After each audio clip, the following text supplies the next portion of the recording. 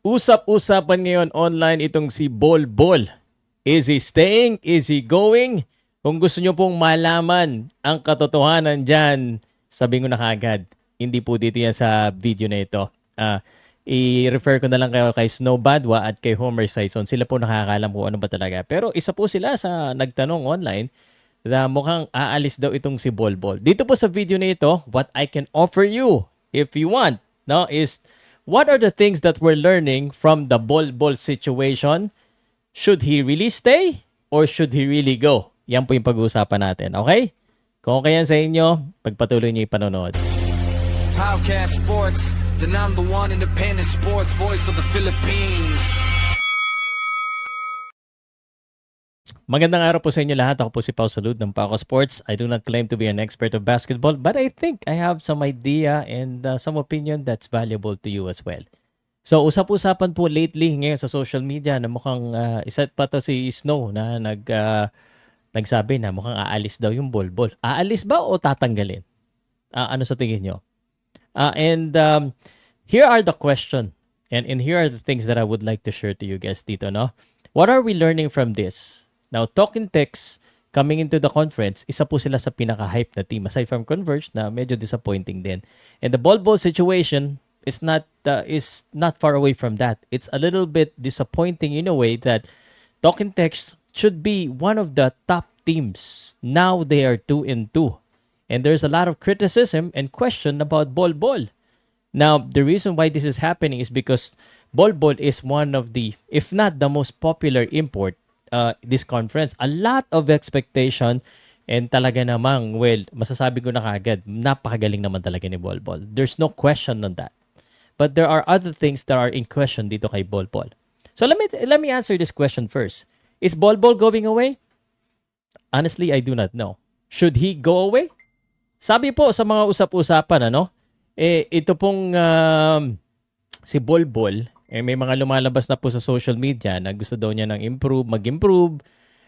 His goal is still in the NBA and he doesn't like the physicality. Now, I do not know if that's true or not, but I think everyone wants to improve. And if that's the case, I think it will be bad for Bol-Bol if he just suddenly just leave. If he choose to leave by himself just because he wants to improve, bakit naman siya aalis? It's gonna look bad on him. Right? He's already dominating here. And, it's bad kasi pag hindi mo, parang ang pangit tingnan pag hindi mo tatapusin yung kontrata mo. It's not only basketball. Kung nahihinaan siya sa PBA, it's not the way to exit. Kung nahihinaan siya, then, I think it's going to be a good, kumbaga, it's a good challenge for him. He's dominating, yes, but he needs to win also. So that also reflects on him. Hindi lang personal stats. Because, basketball is a team sport. So I think it's gonna look bad on him if he leaves. Now, should TNT remove him? That is actually the better question.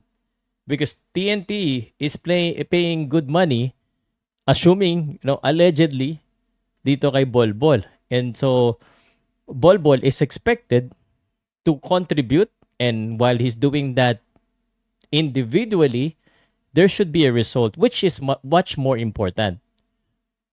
Now, should TNT replace him? You know what? I'm on the fence right now.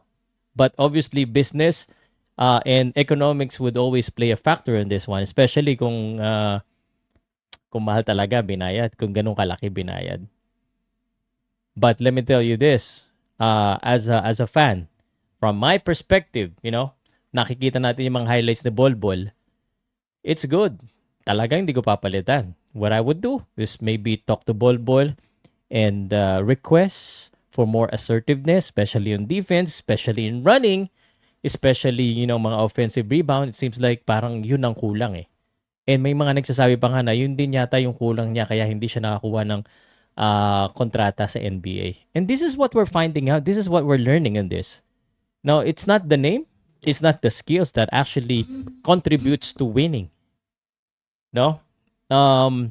Although he won, and I think they can win a lot more games,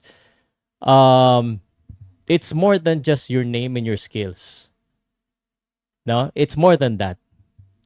Can he still change? No, may mga issue rin na yun nga, medyo suplado, and I can confirm to this. Again, I just wanna be fair, no? Iniwasan niya yung fans doon sa Ninoy Aquino Stadium, doon sa kabila umentrada. Alam niya na marami nag-aabang sa kanya. And I'm not gonna blame him for that because he's an introvert. I'm not gonna blame him.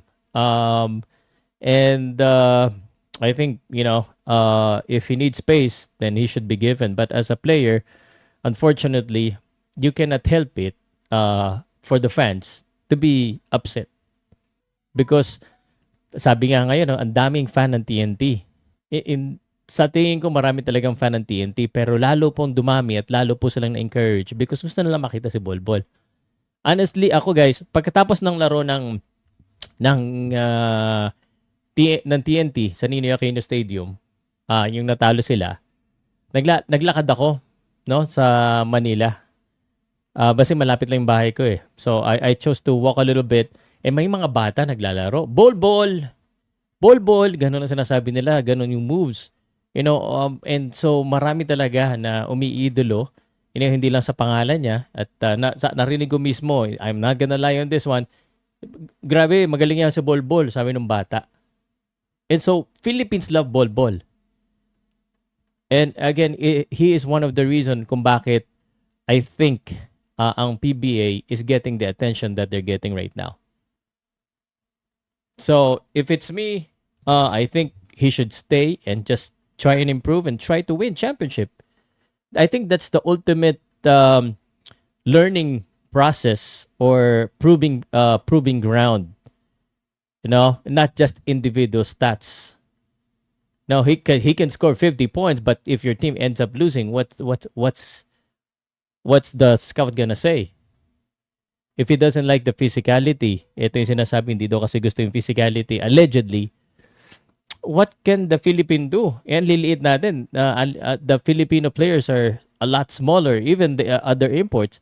What else can they do than to be physical? Because that's the only way to offset the height and the skills.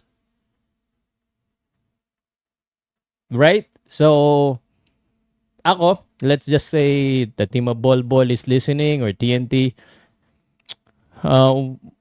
What we're learning is that Coach Chot Reyes, who's very passionate, who doesn't like to lose, and from the fire that I see in him, hindi matched sa fire na nakikita ko kay Ball. And the reason I think Talking Tex got Ball is because they expect, results. And they expect the same effort. I mean, sabi ko nga, if ako boss, may empleyado ko, and mas masipag pa ako sa empleyado ko, I'd be really upset. And the fire in Coach Shot Reyes and the fire in the Ball, at least sa nakikita natin, it's not the same. Lugi si Coach Shot. Coach Shot deserves more. And I'm not even talking about yung makipag-usap sa fans. I don't really care about makipag-usap siya hindi. But when he's inside the court, where he's on the court, I mean, he should have the same fire as your coach. The same intensity, whether in offense or defense. Kailan ibalik niya yun kasi he's getting paid. But if I'm Coach Shot, yes, and I'll probably talk to Ball and say, okay, I don't care what you do with the fans, but hey, on the court, I need this kind of effort. I don't care if you talk to me, but you have to show dun sa basketball mo habang nagba-basketball ka that you really want to play. 'Di ba? It's not just you're playing around. Yun yung nakikita ko na kulang lang para sa akin. Coach deserve a player, an import, to match his passion. But of course, sayang yung Ball. I would rather work on Ball and see if we could still do more. And plus, the conference is still early for them. 4 pa lang naman sila. So, yun lang. Siguro kailangan lang ng konting push, motivation dito kay Ball because I think he has the capability. What's lacking probably is the motivation to do those things. Maybe. I do not know. But what do you think? Should the Ball stay or should Ball go? I say stay and just work it out.